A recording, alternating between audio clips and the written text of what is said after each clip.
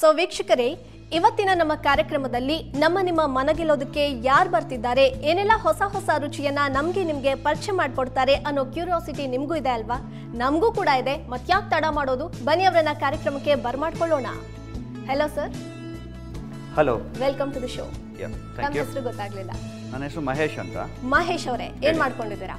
ನಾನು electrical trading items ಮಾಡ್ತಾ ಇದ್ದೀನಿ. ಓಕೆ, ನಿಮ್ಗೆ ಅಡುಗೆಯಲ್ಲಿ ಯಾವಾಗಿಂದ ಇಂಟ್ರೆಸ್ಟ್ ಬಂತು? ನಾನು ಸುಮಾರು 6 ವರ್ಷದಿಂದ ಅಡುಗೆನಲ್ಲಿ ತುಂಬಾ ಇಂಟ್ರೆಸ್ಟ್ನ ಪಡ್ಕೊಂಡಿದ್ದೇನೆ. ಓಕೆ, ಇವತ್ತು ನಮ್ಮ ವೀಕ್ಷಕರಿಗೆ ಯಾವ ಹೊಸ ರುಚಿಯನ್ನ ಪರಿಚಯ ಮಾಡ್ಕೊಡ್ತೀರಾ? ಈ ದಿನ ಸರಳ ಜೀವನದಲ್ಲಿ ನಡೆಸ್ಕೊಡ್ತಾ ಇರುವಂತಹ ನಾನೇ ನಳಮಹಾರಾಜ ಕಾರ್ಯಕ್ರಮದಲ್ಲಿ ಹೆಲ್ತಿ ಆ್ಯಂಡ್ ಟೇಸ್ಟ್ ಕಾನ್ಸೆಪ್ಟ್ ಇಟ್ಕೊಂಡಿರೋದ್ರಿಂದ ನಾನು ಈ ದಿನ ಹೆಲ್ತಿ ಆ್ಯಂಡ್ ಕಾನ್ಸೆಪ್ಟ್ ಇರುವಂತಹ ಹಬೆ ಉಂಡೆನ ನಾನು ವೀಕ್ಷಕರಿಗೆ ಪರಿಚಯ ಮಾಡಿಕೊಡ್ತಾ ಇದ್ದೀನಿ. ಹಬೆ ಉಂಡೆ ಅಂದರೆ ಏನು ಮಹೇಶ್ ಅವರೇ? ಹಬೆ ಉಂಡೆ ಅಂತ ಅಂದರೆ, ಈಗ ನೀವು ಎಲ್ಲೇ ಹೋದರೂ ಕೂಡ ಎಲ್ಲರೂ ಹೇಳೋದೇನು ಅಂತಂದರೆ, ಕಾಳುಗಳನ್ನು ಉಪಯೋಗಿಸಿ, ಸೊಪ್ಪು ಪಲ್ಯಗಳನ್ನು ಉಪಯೋಗಿಸಿ ಅಂತ ಹೇಳ್ತಾರೆ, ಎಣ್ಣೆನ ಕಡಿಮೆ ಉಪಯೋಗಿಸಿ ಅಂತ ಹೇಳ್ತಾರೆ. ಈ ಕಾನ್ಸೆಪ್ಟ್ ಇಟ್ಕೊಂಡು, ಅಂದರೆ ಎಣ್ಣೆನ ಕಡಿಮೆ ಉಪಯೋಗಿಸ್ತಾ ಸೊಪ್ಪು ಪಲ್ಯಗಳು ಕಾಳುಗಳನ್ನು ಉಪಯೋಗಿಸ್ಕೊಂಡು ಮಾಡುವಂತಹ ಉಂಡೆಗೆ ಹಬೆ ಉಂಡೆ ಅಂತ ಹೇಳ್ತಾರೆ. ಓಕೆ, ಹಾಗಾದರೆ ಹಬೆ ಉಂಡೆ ಹೇಗೆ ಮಾಡೋದು, ಅದಕ್ಕೆ ಏನೇನೆಲ್ಲ ಸಾಮಗ್ರಿಗಳು ಬೇಕು ಅಂತ ತಿಳಿಸ್ಕೊಡ್ತೀರಾ? ಖಂಡಿತ. ಓಕೆ, ಕಾಯಿ ತುರಿ, ತೊಗರಿಬೇಳೆ, ಕಡಲೆಬೇಳೆ, ಹಸಿರುಬೇಳೆ, ಕೊತ್ತಂಬರಿ ಸೊಪ್ಪು, ಕರಿವೆ ಸೊಪ್ಪು, ಹಸಿರು ಮೆಣಸಿನಕಾಯಿ, ಈರುಳ್ಳಿ, ಉದ್ದಿನಬೇಳೆ, ಸಬಾಕ್ಷಿ ಸೊಪ್ಪು, ಸ್ವಲ್ಪ ಉಪ್ಪು, ಸ್ವಲ್ಪ ಎಣ್ಣೆ, ಸ್ವಲ್ಪ ಶುಂಠಿ ಬೆಳ್ಳುಳ್ಳಿ ಪೇಸ್ಟ್. ಇಲ್ಲಿ ನಾವು ಉಪಯೋಗಿಸಿರುವಂತಹ ಎಲ್ಲ ಬೇಳೆಕಾಳುಗಳು ಕೂಡ ಭಾಗ್ಯಲಕ್ಷ್ಮಿ ಪ್ರಾಡಕ್ಟ್. ಸೊ ಹಾಗಾಗಿ ನಾವು ಭಾಗ್ಯಲಕ್ಷ್ಮಿ ಪ್ರಾಡಕ್ಟ್ ಉಪಯೋಗಿಸೋದ್ರಿಂದ ಟೇಸ್ಟ್ ಇನ್ನೂ ಹೆಚ್ಚಾಗಿ ಬರುತ್ತದೆ. Bhagyalakshmi products very healthy products ಅಂತ ಹೇಳ್ತಾರೆ. ಖಂಡಿತವಾಗಿಯೂ. ಸರಿ, ಈಗ ಹಬೆ ಉಂಡೆ ಮಾಡೋದಕ್ಕೆ ಏನೆಲ್ಲ ಬೇಕು ಅಂತ ಹೇಳಿದ್ರಿ. ಸೊ ಮೊದಲಿಗೆ ಹೇಗೆ ಶುರು ಮಾಡೋದು? ಉದ್ದಿನ ಬೇಳೆ ನಾವು ತಗೋತಾ ಇದೀವಲ್ಲ, ಈ ರೀತಿ ಇರುತ್ತೆ. ಇದನ್ನ ನಾವು 5 ಗಂಟೆಗಳ ಕಾಲ ನೀರಿನಲ್ಲಿ ನೆನೆ ಹಾಕಬೇಕು. ಯಾಕೆಂದ್ರೆ 5 ಗಂಟೆಗಳ ಕಾಲ ನೀರಿನಲ್ಲಿ ನೆನೆ ಹಾಕಿದಾಗ ನಮ್ಗಾಗುವಂಥದ್ದು ನೋಡಿ ಈ ರೀತಿ ಬರುತ್ತೆ. ಈ ರೀತಿ. ಸೊ ಉದ್ದಿನ ಬೇಳೆನ 5 ಗಂಟೆಗಳ ಕಾಲ ನೀರಲ್ಲಿ ನೆನೆಸಿಡಬೇಕು. ಫೈನ್. ಓಕೆ, ಇದು ನೆನೆಸಿಟ್ಟ ಮೇಲೆ ಈ ಉದ್ದಿನ ಬೇಳೆನ ತುಂಬಾ ನುಣ್ಣಗೆ ನಾವು ಮಿಕ್ಸಿನಲ್ಲಿ ಗ್ರೈಂಡ್ ಮಾಡ್ಕೋಬೇಕಾಗತ್ತೆ.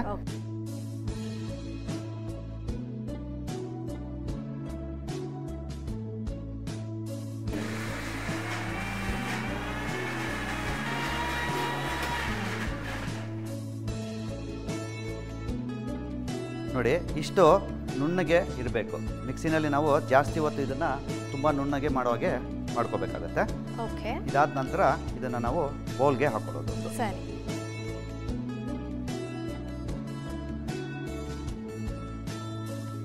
ಸೊ ನೀವು ಎಷ್ಟು ವರ್ಷದಿಂದ ಅಡುಗೆ ಮಾಡ್ತಿದ್ದೀರಾ? ನಾನು ಸುಮಾರು 6 ವರ್ಷದಿಂದ ಅಡುಗೆ ಮಾಡ್ತಾ ಇದ್ದೀನಿ, ಫುಲ್ ಟೈಮ್ ಆಗಿ. ಅಂದರೆ ಸ್ವಲ್ಪ ರೆಗ್ಯುಲರ್ ಆಗಿ ನನ್ನ ಇಂಟ್ರೆಸ್ಟ್ ತೋರಿಸಿ ನಮ್ಮ ಮನೆಯವರು ಕಲಿಸ್ಕೊಟ್ರು ಪ್ರತಿಯೊಂದು ಅಡುಗೆ. ಓಕೆ, ಅಂದರೆ ಇದನ್ನು ಪ್ಯಾಷನ್ ಆಗಿ ಮಾಡ್ತಾ ಇದ್ದೀನಿ ಅಷ್ಟೇ ನಾನು. ಓಕೆ, ಸೊ ಫ್ರೀಕ್ವೆಂಟ್ಲಿ ಮನೇಲಿ ಮಾಡ್ತಿರ್ತೀರಾ? ಹಾಂ, ತಿಂಗಳು 1 ಸಲ 2 ಸಲ ಮಾಡ್ತಾ ಇರ್ತೀನಿ. ಓಕೆ. ಸೊ ಇದಾದಮೇಲೆ ತೊಗರಿಬೇಳೆ, ಕಡಲೆಬೇಳೆ, ಓಕೆ, ಹೆಸರುಬೇಳೆ, ಈ ಮೂರನ್ನು ಕೂಡ ನಾವು 5 ಗಂಟೆಗಳ ಕಾಲ ನಾವು ನೀರಿನಲ್ಲಿ ನೆನೆ ಹಾಕಬೇಕು. ಈಗ ನೋಡಿ, ನಾನು ನೆನೆ ಹಾಕಿರುವಂಥದ್ದನ್ನು ತೊಗೊಬಂದಿದ್ದೀನಿ 5 ಗಂಟೆಗಳ ಕಾಲ. ಇನ್ನೊಂದು ಏನಂದರೆ, ಮೊದಲನೇದು ನಾವು ಗ್ರೈಂಡ್ ಮಾಡಿದಾಗ ತುಂಬ ನುಣ್ಣಗೆ ಮಾಡಿದ್ದೀವಿ. ಆದರೆ ಇದು ಒಂದು 50% ಅಂದರೆ ಪ್ರತಿಶತ 50% ನಾವು ಮಾಡಬೇಕಾಗುತ್ತೆ. ಕಾಳು ಇರಬೇಕು. ಕಾಳು ಅರ್ಧ ಆದರೂ ಪರವಾಗಿಲ್ಲ, ಪೂರ್ತಿಯಾಗಿ ನುಣ್ಣಗೆ ಮಾಡೋ ಅವಶ್ಯಕತೆ ಇದಕ್ಕಿಲ್ಲ. ಇವಾಗ ಗ್ರೈಂಡ್ ಮಾಡ್ಕೊಳ್ಳೋಣ.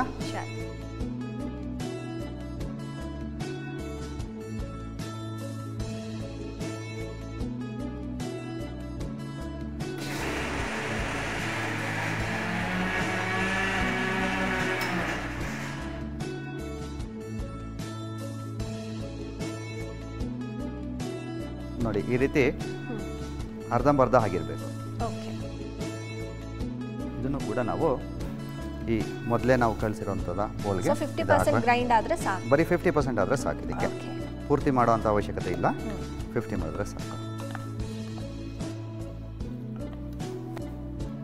ಸೊ ಈಗ ಇವೆರಡನ್ನು ಗ್ರೈಂಡ್ ಮಾಡ್ಕೊಂಡಾಗಿದೆ. ನೆಕ್ಸ್ಟ್ ಏನು ಮಾಡಬೇಕು? ನೆಕ್ಸ್ಟ್ ಏನಿಲ್ಲ, ಈಗ ನಾವು ಇದನ್ನು ಸಂಪೂರ್ಣವಾಗಿ ಮಿಕ್ಸ್ ಮಾಡಬೇಕು.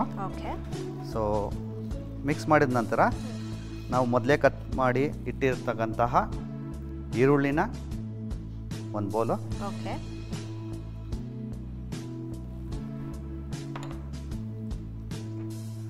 ಕೊತ್ತಂಬರಿ ಸೊಪ್ಪು,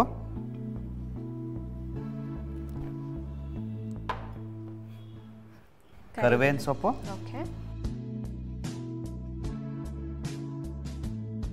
ಶುಂಠಿ ಬೆಳ್ಳುಳ್ಳಿ ಪೇಸ್ಟ್, ಓಕೆ, ಸಬ್ಬಕ್ಕಿ ಸೊಪ್ಪು, ಓಕೆ, ಮತ್ತು ಸ್ವಲ್ಪ ಕಾಯಿ ತುರಿ, ಓಕೆ. ಇಷ್ಟನ್ನು ನಾವು ಹಾಕೋಬೇಕಾಗುತ್ತೆ.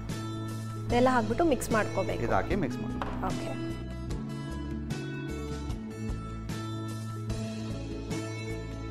ಸೊ ಮನೇಲಿ ನಿಮ್ಮ ಫೇವ್ರೇಟ್ ಡಿಶಾ? ಖಂಡಿತ. ಹಬೆ ಉಂಡೆ ಹೇಳ್ಕೊಟ್ಟಿದ್ದು ಯಾರು? ಇದು ಹಬೆ ಉಂಡೆನ ಹೇಳ್ಕೊಟ್ಟಿದ್ದು ನಮ್ಮ ಮನೆಯವರನ್ನೇ.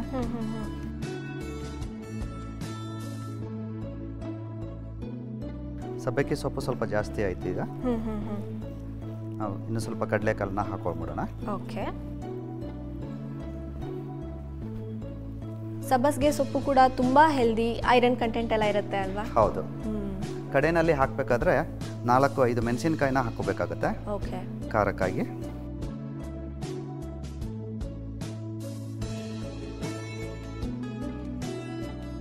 ಸೊ ಮತ್ತೆ ಇದನ್ನ ಸ್ವಲ್ಪ ಗ್ರೈಂಡ್ ಮಾಡ್ತಾ ಇದ್ದೀನಿ. ಓಕೆ.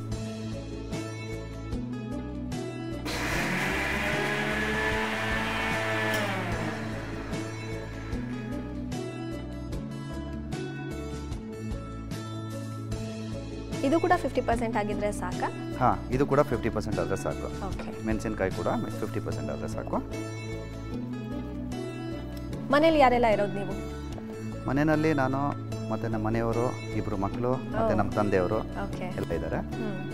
ಸೊ ಅಪರೂಪಕ್ಕೆ 2 ತಿಂಗಳಿಗೆ ನಾನು ಅಡುಗೆ ಮಾಡ್ತೀನಿ. ಹೇಗೆ ಟೈಮ್ ಪಾಸ್ ಮಾಡ್ತಿರ್ತೀರಾ ಮನೇಲಿ?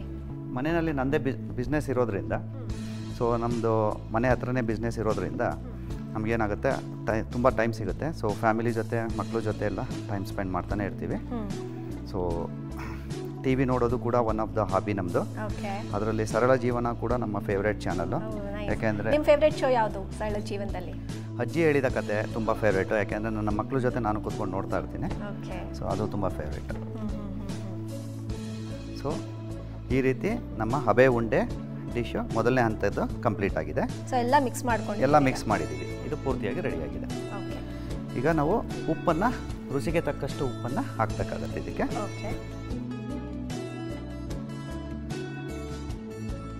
ಇದನ್ನು ಸಂಪೂರ್ಣವಾಗಿ ಮಿಕ್ಸ್ ಮಾಡ್ಕೊಳ್ಳೋದು.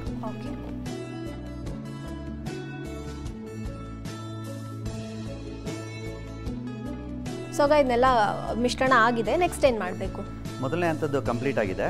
ಎರಡನೇದಾಗಿ ನಾವು ಅದನ್ನು ಕುಕ್ಕರ್ನಲ್ಲಿ ಬೇಯಿಸ್ಕೋಬೇಕಾಗತ್ತೆ. ನೋಡಿ, ಈ ರೀತಿ ಕುಕ್ಕರಲ್ಲಿ ಸ್ವಲ್ಪ ನೀರು ಹಾಕಬೇಕಾಗತ್ತೆ. ಈಗ ನಾನು ಇದನ್ನು ತೆಗೆದು ಇಲ್ಲಿ ಇಡ್ತೀನಿ. ಸೊ ಈಗ ನಾವು ಇಡ್ಲಿ ಸ್ಟ್ಯಾಂಡ್ ತೊಗೋತಾ ಇದ್ದೀವಿ. ಇಡ್ಲಿ ಸ್ಟ್ಯಾಂಡ್ ತೊಗೊಂಡು ಈ ಇಡ್ಲಿ ಸ್ಟ್ಯಾಂಡ್ಗೆ ಕೆಳಗಡೆಗೆ ನಾವು ಜಸ್ಟ್ ಸ್ವಲ್ಪ ಎಣ್ಣೆನ ಹಾಕ್ತೀವಿ. ಏನು ಅಂತಂದರೆ ಇದು ಅಂಟ್ಕೋಬಾರ್ದು ಅನ್ನೋ ಒಂದೇ ಕಾರಣಕ್ಕಷ್ಟೇ.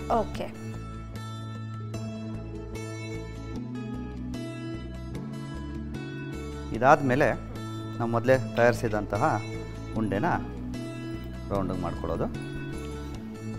ಚಿಕ್ಕದಾಗಿ ಮಾಡ್ತಾ ಹೋಗೋದು. ಉಂಡೆ ಥರ ಇಟ್ಕೊಂಡು ಹೋಗೋದು. ಓಕೆ. ಸೊ ಅಲ್ಲಿ ತನಕ ಕುಕ್ಕರಲ್ಲಿ ಅದು ಸ್ಟೀಮ್ ಆಗ್ತಾನೆ, ಅಷ್ಟೊಳಗಡೆ ಅದು ನೀರು ಕಾಯ್ತಾ ಇರುತ್ತೆ. ಓಕೆ.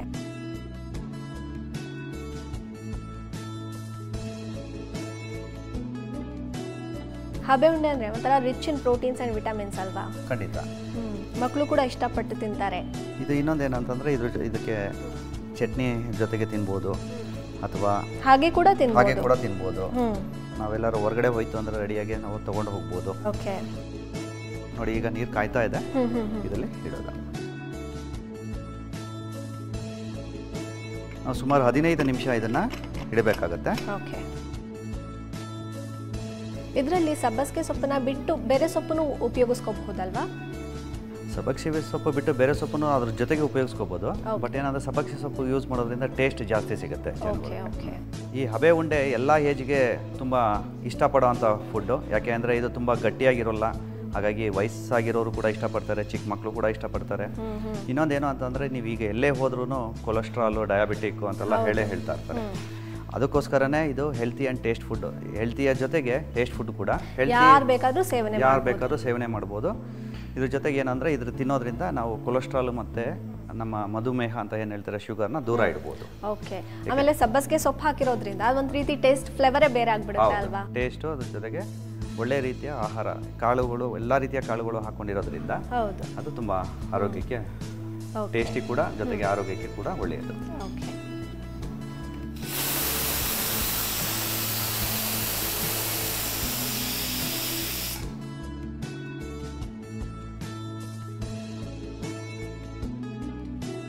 ಹಬೆ ಉಂಡೆ ರೆಡಿ ಇದೆ. ನಾವೀಗ ಕುಕ್ಕರಿಂದ ತೆಗೆದಿದ್ದೀವಿ, ತೆಗೆದುಬಿಟ್ಟು ಓಪನ್ ಮಾಡಿದ್ದೀವಿ. ಈಗ ನಾವು ಬೌಲ್ಗೆ ಹಾಕ್ಕೊಳ್ಳೋಣ.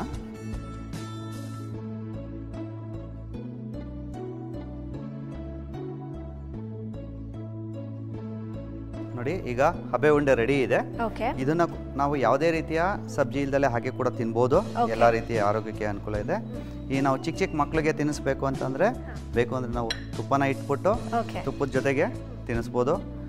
ಸ್ವಲ್ಪ ದೊಡ್ಡವರು ಸ್ವಲ್ಪ ಖಾರ ಬೇಕು ಅನ್ನೋರಿಗೆ ಈ ರೀತಿ ಚಟ್ನಿ ಕೂಡ ಇಟ್ಬಿಟ್ಟು ಚಟ್ನಿ ಜೊತೆಗೂ ಕೂಡ ನಾವು ತಿನ್ಬೋದು. ಒಂದು ಟೇಸ್ಟ್ ಮಾಡ್ತೀರಾ? ಖಂಡಿತ.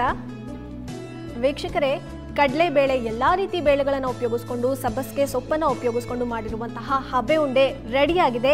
ಟೇಸ್ಟ್ ಮಾಡೋದಕ್ಕೆ ನಾನು ಕೂಡ ವೇಟ್ ಮಾಡ್ತಾ ಇದ್ದೀನಿ ಹೇಗಿದೆ ಅಂತ. ಸೊ ಒಂದ್ಸತಿ ಟೇಸ್ಟ್ ಮಾಡಿಬಿಡೋಣ. ಸಕ್ಕತ್ತಾಗಿದೆ ನಿಜವಾಗ್ಲೂ ವೀಕ್ಷಕರೇ. ನೀವು ಮನೆಯಲ್ಲಿ ಒಂದ್ಸತಿ ಟೇಸ್ಟ್ ಮಾಡಲೇಬೇಕು. ಆ ಒಂದು ಸಬ್ಬಸಿಗೆ ಫ್ಲೇವರ್ ಆಗಿರಬಹುದು, ಎಲ್ಲ ರೀತಿ ಕಡಲೆಬೇಳೆ ಆಗಿರ್ಬೋದು, ನಿಜವಾಗ್ಲೂ ಒಳ್ಳೆ ಟೇಸ್ಟ್ ಕೊಡ್ತಾ ಇದೆ. ಸೊ ವೀಕ್ಷಕರೇ, ಇದನ್ನ ಹಾಗೆ ತಿನ್ಬೋದು. ಬರೀ ಚಟ್ನಿ ಜೊತೆ ಅಷ್ಟೇ ಅಲ್ಲ, ಸಣ್ಣ ಮಕ್ಕಳೆಲ್ಲ ಇದ್ರೆ ತುಂಬ ಖಾರ ತಿನ್ನೋಕ್ಕಾಗೋದಿಲ್ಲ ಅಂದರೆ ತುಪ್ಪದ ಜೊತೆ ಕೂಡ ತಿನ್ಬೋದು. ಒಳ್ಳೆ ಟೇಸ್ಟ್ ಕೊಡುತ್ತೆ. ನೀವು ಒಂದ್ಸತಿ ಮನೇಲಿ ಟ್ರೈ ಮಾಡಿ. ಸೊ ವೀಕ್ಷಕರೇ, ಹಬೆ ಉಂಡೆ ಮಾಡೋದು ಹೇಗೆ ಅಂತ ನೋಡ್ಕೊಂಡ್ರಿ. ನನಗಂತೂ ಪರ್ಸ್ನಲಿ ತುಂಬ ಇಷ್ಟ ಆಯಿತು. ನೀವು ಕೂಡ ಮನೇಲಿ ಟ್ರೈ ಮಾಡ್ತೀರಾ ಅಂದ್ಕೊಂಡಿದ್ದೀನಿ. ಮಹೇಶ್ ಅವರು ಈಗ ಇನ್ನೊಂದು ರೆಸಿಪಿ ಮಾಡೋದಕ್ಕೆ ರೆಡಿ ಆಗಿದ್ದಾರೆ. ಅವ್ರು ಏನು ಮಾಡ್ತಾರೆ ಅನ್ನೋ ಕ್ಯೂರಿಯಾಸಿಟಿ ನನಗೂ ಕೂಡ ಇದೆ. ಆದರೆ ಅದಕ್ಕೂ ಮುಂಚೆ ಒಂದು ಶಾರ್ಟ್ ಬ್ರೇಕ್ ತಗೊಳ್ಳಿ. So let's take a small break.